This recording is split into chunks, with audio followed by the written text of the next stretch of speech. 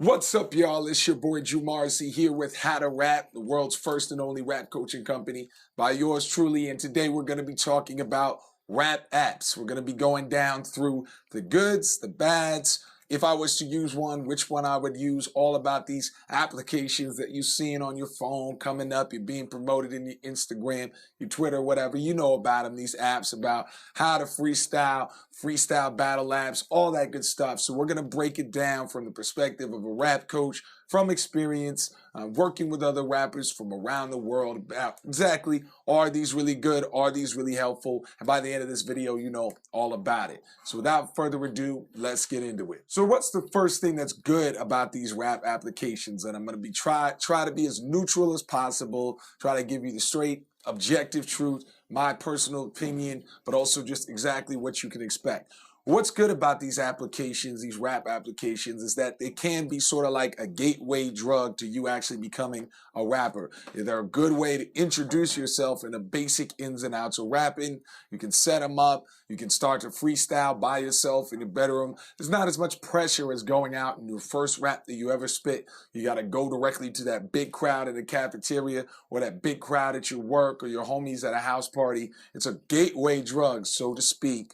Using an analogy, not literal drugs, guys, but using an analogy to getting you to actually perform and getting used to the actual act and mechanics of rapping. Secondly, these things are easier to motivate you to actually start rapping. Like, it's a little bit easier if you're laying on your couch to be like, okay, I'll just get on a random beat in one of these applications, start freestyling, maybe write a little short 16, rather than going through the process of maybe having to call up the studio or hit up your homie to give you some beats or whatever. So it can be good too, just to motivate you to actually be in the habit of rapping. Even if you're just laying on your couch, you can mess with one of these apps. So I like that about it as well. The last thing is that it's pretty easy to set up with these apps. It's pretty easy to get set up with basic rapping setup by having an app on your phone. What I mean by that is, yes, if you're deciding whether or not you want to be a rapper and you're thinking about like DAWs, recording software, getting the right mic, getting the pop filter,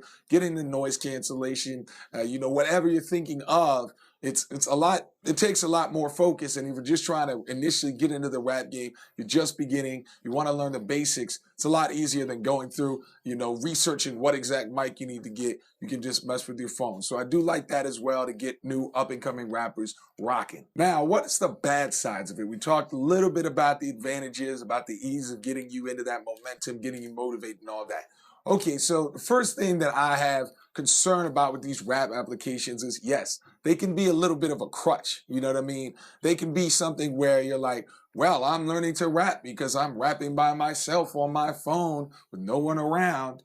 And you can feel like you're getting more progress than you necessarily are by having to actually put yourself out there, sort of grab your nuts, so to speak, and actually perform in front of some people, or grab your nuts, so to speak, and actually put your song out, or grab your nuts, so to speak, and actually invest in your career. So that's one thing I'm concerned about, is that if you're using these apps thinking that you're really becoming the next Jay-Z or Kendrick just by using an app, may not be necessarily the case. Okay, the second concern of mine is these things aren't necessarily used by real famous major rappers. I can guarantee that, whether it's Nas or Drake or Kendrick or Cole, they're not sitting around using an app. So, and they certainly probably didn't learn how to rap from an app.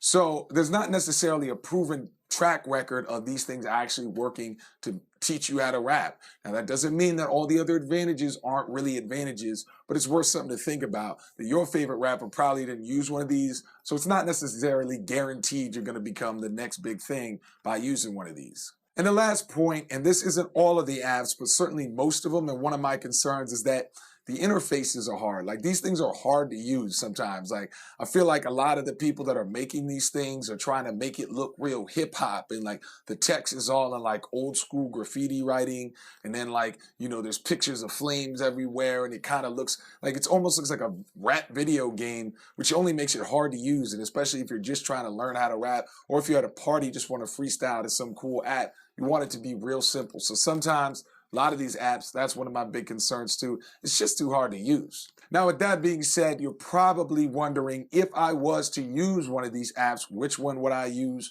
which one have I messed with the hardest, which one, when I'm at a party and want to just freestyle and want to use an app, or my homies want to use an app, which one would I use?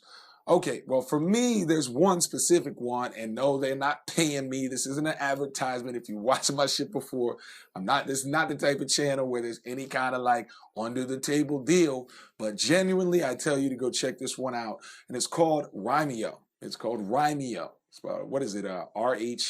Rhymeo. And I found this one just randomly searching through these. I've tried pretty much all of them. Some are good, some are better than others. But Rhymeo is the one that really stood out for me for a couple reasons. It's partially because it's the easiest to use, tying back to one of the things I don't like about most apps is that they're hard to use. Now, this thing is extremely simple to use.